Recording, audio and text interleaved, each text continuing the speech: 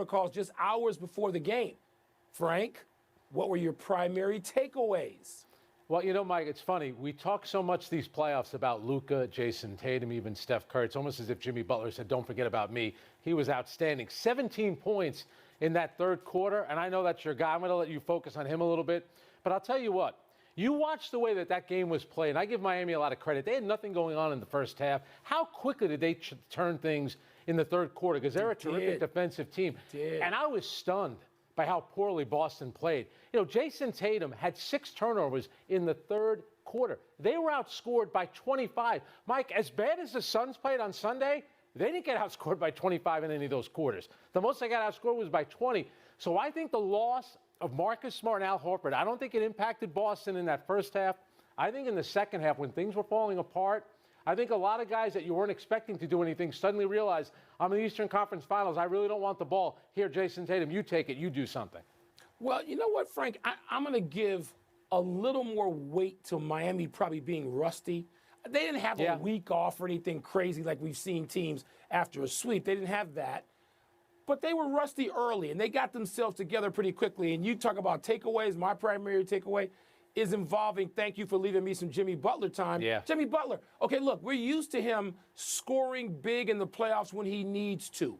And he needed to last night to get them going. He did not need to just be the facilitator, which he can be also. But how about defensively? How about him challenging and blocking shots and leading the way to Miami blocking 11 shots in that game? So Miami did what Miami does. I mean, defensively, they locked in. And we've been talking about Boston and their defense all spring, which is justifiable. But Miami's defense may be in the clutch just as good. But Jimmy Butler, Frank, I don't know if you voted for him on one of your first 3 teams. You know, Jimmy Butler has long been, if not my single favorite player in the league, one of my top 3, and he still is. I don't have him on one of my top 3 teams this year. It doesn't matter. He doesn't care about that. When time comes to play in the playoffs, Jimmy Butler understands what is called upon and what is necessary in the postseason, which some other people tend not to understand. He is my primary takeaway in that game. And when the game changed in that third quarter, he had 17 points. Boston had 14. You know, it was interesting as well, and he talked about P.J. Tucker after the game, how I can't believe I've fallen in love with a basketball player. And they talked about on the telecast, P.J. Tucker went out in the first half, and you were thinking to yourself it was a non-contact injury. You're thinking, did he get seriously hurt? Him coming back, that changes a defensive attitude. I wonder if Giannis Antetokounmpo was sitting home thinking, you know what, we really could have used this guy as well. That brings a certain level of toughness, and that's the one thing about this Miami team, and it starts at the top with Pat Riley and Eric Spoelstra. They've always been this way for 3 decades now. They're a tough, physical team, and when they got down in the first half, it didn't matter. They came out fighting in the third quarter. Frank, you know what, when they had to have those shots of Pat Riley and Alonzo Mourning sitting together, it just really sums the Godfather. up. That's the face. That's right. It doesn't mean the current player. Who's tougher than Pat Riley and Alonzo Mourning as a tag team? You wouldn't want to face them now at whatever they are, near 50 and 75. You wouldn't want to deal with them. So, yes, you're right about that legendary toughness. And, I mean, and they're starting an Eastern Conference Finals game with a backcourt of Gabe Vincent and Max Strus. That's the Miami Heat. They find players, they develop them, and they help them. All right, let's move to the West now. We've got a sexy series tipping off in San Francisco tonight as the Mavs and the Warriors take the court. Game 1 of the Western Conference Finals. The Curry, Clay, Draymond Warriors are obviously well known, the core of the 3 Warriors title teams, of course. But Luka Doncic, he's the player who's getting the most attention after he led the Mavs past the top-seeded Phoenix Suns. So, Mike, how much of a chance you give the Mavs to win this series? Not all that much. Really? No, I don't. I'm going to tell you why. Look, the Mavs are coming, all right? Yep. I dared in a text chain with my friends recently, all of whom are basketball fanatics, starting with my brother. I dared to compare Luka Doncic to, brace yourself, Larry Joe Bird. I get it. I did. Because when it comes to shot making and passing, I think Doncic either is or can be Bird's equal. I mean, he's not the rebounder. Bird averages 10 rebounds a game. He thinks he's the best guy out there, which goes a long way. He does. I mean, he matches him there, too. Great pickup there, Frank. And so I dared to do that. You know what I think of Bird and Magic and that entire generation of guys, and I'm putting Doncic, like, on the road to that category, not in it. Yep. But you know what, man? Steve Kerr played on a team with a guy named Dennis Rodman, who was the ace in the deck of cards defensively. Yep. And whatever Phil Jackson wanted him to do, that's what Dennis Rodman did. And so this notion that Draymond Green is not going to be able to slow down, not stop, not going to be able to slow down Luka Doncic, I don't believe that. Draymond Green is one of the greatest defensive players of all time. He may be the best all-around defender in today's game. Don't tell me that Luka Doncic is going to post him up in the lane possession after possession after possession. I don't believe that. I believe that Steve Kerr, having played with Dennis Rodman, understands the value and the utility of that player and will utilize him as such. And I just think Golden State should be better, even though they may have some defensive challenges of their own. Who do you think is going to complain about calls and non-calls more, Luka or Draymond Green? There's going to be a lot of that going on. There'll be a lot of whining. You know, it's funny, too, because the Warriors, the way they defend with Kevon Looney, you know, they could switch all over the court. You look at the advantage that Dallas had in the first round with Rudy Gobert out there, and then with DeAndre Ayton in the second round. So I think defensively, the Warriors are better equipped to kind of slow down Luka as best as you can. When they go with that small lineup, though, Jordan Poole, that could be a little bit different. Yeah. But you said it, though, about Luka. And I think both he and Tatum doing what he did in Game 6 against Milwaukee, 46 points on the road in an elimination game, puts you in a different stratosphere. And I think Luka doing what he did, especially in those last two games against Phoenix, 27 points in the first half of a Game 7. Agreed. You have as many points. It just puts you in a different class. He's ready to make that big jump. I'll tell you what, I think between Jason Kidd, who, by the way, recycled coach, you know what he is? He's a coach with experience. He's better today than he was in Brooklyn and in Milwaukee. So I don't want to hear about recycled coaches anymore. He's an experienced coach. I think if they can get scoring from Dorian Finney-Smith and Jalen Brunson, I think they're going to be okay. They got to get scoring from them. I think Luka, he needs to be transcendent in this series. I don't see him being that against their defense and Draymond.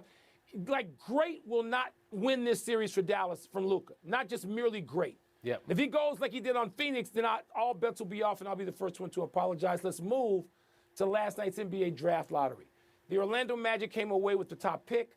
They're expected to choose between Auburn's Jabari Smith, Gonzaga's Chet Holmgren, who was notably taller than 7'1" David Robinson last night, and Duke's Paolo Banchero. Frank, the Magic have 43 wins in the last 2 seasons combined. So does picking number 1 now make you bullish on their future? It all depends on you. Got to get the right players. They have Franz Wagner, obviously Jalen Suggs as well. By the way, Paolo looked just about as big as David Robinson. That's the guy that I like in this draft, Paolo Banchero. He could, I do too. Three-point shooting needs to get better, but he's a playmaker. How about this? And, you look great, but I'm going to make you feel old. You know that it was 30 years ago when the Magic won the lottery and got Shaquille O'Neal? Ooh. How was that 30 years ago? And when they won it, the 3 previous times they won it, obviously with Shaq, and then they got Penny, they go to the finals. Dwight Howard, they went to a finals, and we'll see if that happens. The team that I'm interested in is Oklahoma City, because Sam Presti, when he drafts this high, the last 3 times he's drafted this high, Kevin Durant, Russell Westbrook, James Harden. Sam Presti, when you talk about due diligence, he's going to lead the league in due diligence. I have a funny feeling it's going to be Chet Holmgren. I think any player that goes to Oklahoma City, it's not going to maybe be the big market that you want. You're going to get better as a player because they have a history there. I think Oklahoma City won big time last night. They got 2 picks in the top 12. Well, the 2 picks in the top 12 is huge. And speaking of picks off of teams that are already not terrible, how about New Orleans? That's right. That's the team I find interesting in this, in that you've already got, you don't have a big 3, but you got players that you want, man. I mean, how about this Jones kid, the rookie, who defensively looks like he's ready, Herb Jones. He's ready to be an all-league defensive player in his 2nd year. And you got C.J. McCollum. Zion, he is going to be the 2nd best player in that lineup. I know he averaged 27 points a game already. I get that. I understand the talent. I don't think that they're looking to trade him, but they could listen to anything. Yeah, because of Brandon Ingram. Yep. They could. That's right, because they've got Ingram, and he's the best player on that team right now. So I'm looking at them. Orlando, you know what, Frank, you can have an ensemble. We see it now.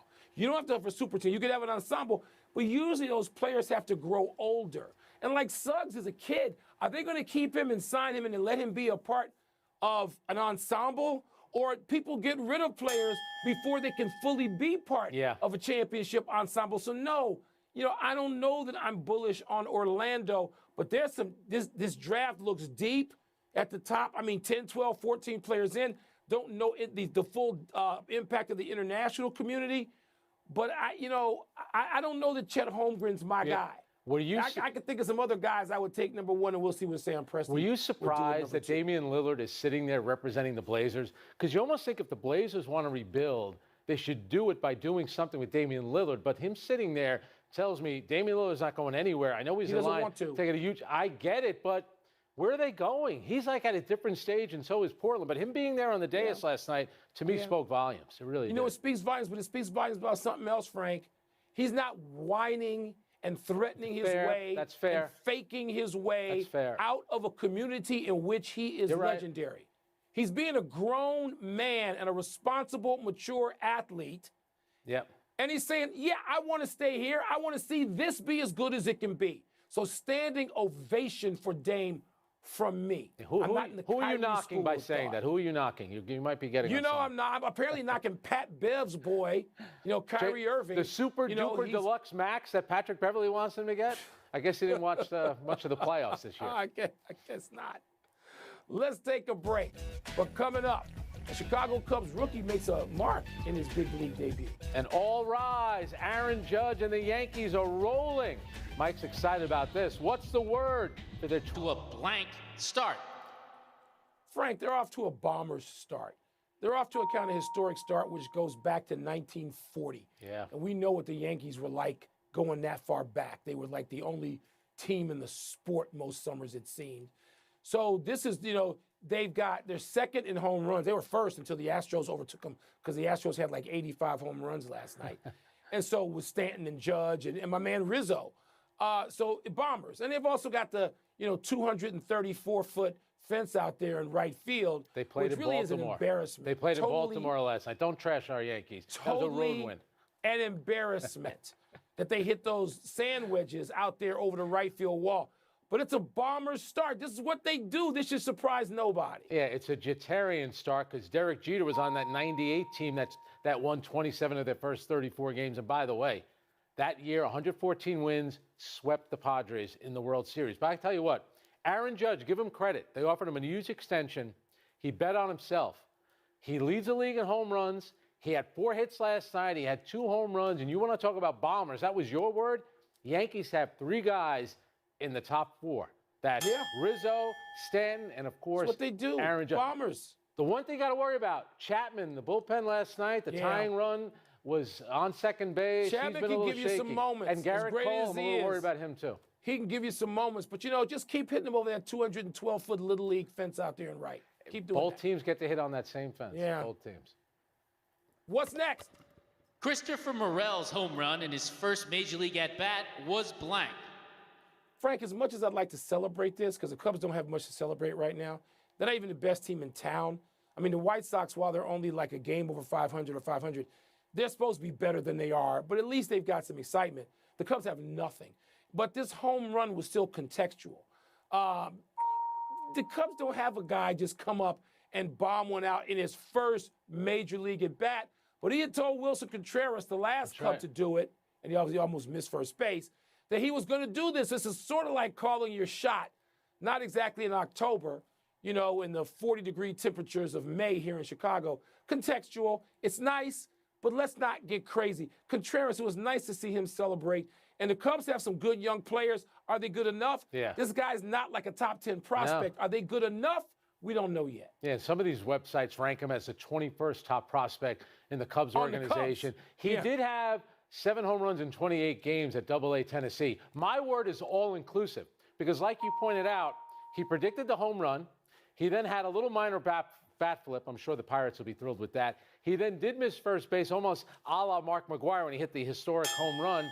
And then he had the curtain call. So he had everything in his first ever at bat. By the way, Contreras, when he did on the first pitch against the Pittsburgh Pirates. That was in 2016. Yeah, listen, if he's as good as Contreras, and again, that's contextual because he's not a catcher. Yep. If he's as good as Contreras, I'll be pretty damn happy. So will most of Chicago. Still pretty cool. That's the final word. Let's take one last break, but still to come, a big agreement for the U.S. women's soccer team. And we'll break down tonight's second-round openers in the Stanley Cup playoffs. Yeah, tonight, I don't have 3 TVs on a wall here, Frank. I got to watch one thing with the remote. Rangers, Carolina. like the rest of people. Mr. Ashe discovered Noah, young Noah, when he was 11 and living in Cameroon 7 years later. They played doubles together at Wimbledon. Noah won 23 singles titles in all, competing against the likes of Borg, McEnroe, Connors, and Lindell. He beat Mats Wilander for his only Grand Slam win, the French Open in 1983. Noah was the first Frenchman to do it in 37 years, and none has done it since. This year's French Open, Frank, starts Sunday. When he won the French Open, I remember watching that. People need to understand what that meant for that country. Yes. Yeah, 98, the men, they won the World Cup. That was huge for that country. Yannick Noah winning the French Open in Paris. Huge. Was absolutely huge. By the way, after he won, the next 6 were won. Mats Wilander won 3 of them.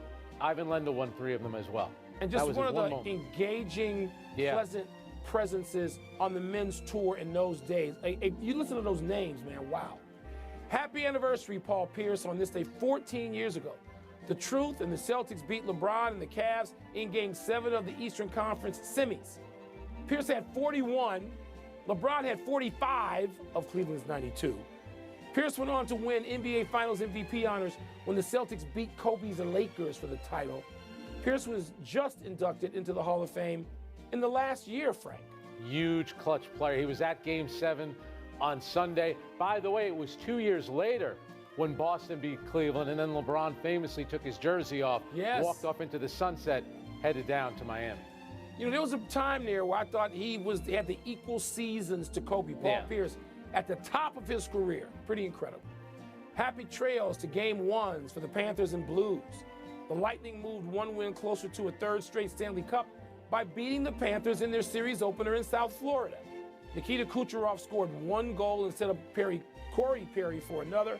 And Andrei Vasilevsky made 34 saves as Tampa Bay won 4-1. In the late game, it took overtime for the Avalanche to top the Blues 3-2. Tonight's games feature Oilers at Flames, and also the start of the series, Frank, I know you'll care something about, the Rangers at Carolina. Yeah, Carolina beat them 3 out of 4 times during the regular season, but the Rangers are resilient. They were down 2 goals in Game 6, an elimination game, and then they won Game 7 overtime. By the way, how bad the scheduling was for Florida playing the same time as the Miami Heat. Hey, there was nothing they could do about it, but the NBA and the NHL, not good scheduling right there. No, they did not get that right. The show is running out, and it's time to get to the big finish. U.S. Soccer agreed to guarantee equal pay to the men's and women's national teams. This is a huge deal, Frank, is it not? It's a huge deal. It's a major victory for the women. It's the only soccer federation in the world where the men and the women are going to pool the money together and split it evenly. And think about this. At the World Cup in France for the women, 24 countries split $30 million. The World Cup in Qatar on the men's side, 32 teams are going to split $450 million. Yeah, so the women won this one big time. A lot of revenue. The PGA Championship starts tomorrow. Who's your pick to win it? Rahm or Finau? Neighbors to each other and to me. I'm rooting for those guys. I'm rooting for Tiger Woods, but I mean, really, favorite? Hard to go there betting on Tiger right now. Red Sox starter Nathan Eovaldi gave up 5 home runs in 1 inning last night. My goodness, Frank. You know, guys do give up 5 hits in an inning, 5 home runs. By the way, there was a fan in Boston, the same fan, caught 2 of them. That's kind of hard to do as well. Former Bears running back Tariq Cohen reportedly tore an Achilles while streaming his workout. Your thoughts? He had 3 terrific seasons early in his career, and these injuries, man, I feel bad for him. Last one, Shohei pitches tonight against the Rangers. Frank, who you got? I'm all Shohei all the time. He's worth the price of admission. How about this? He's 3-2, 46 strikeouts, 32 walks. Not bad. We're out of time. Thanks for watching. I'm Frank Isola. And I'm Mike Wilbon. We are bumped.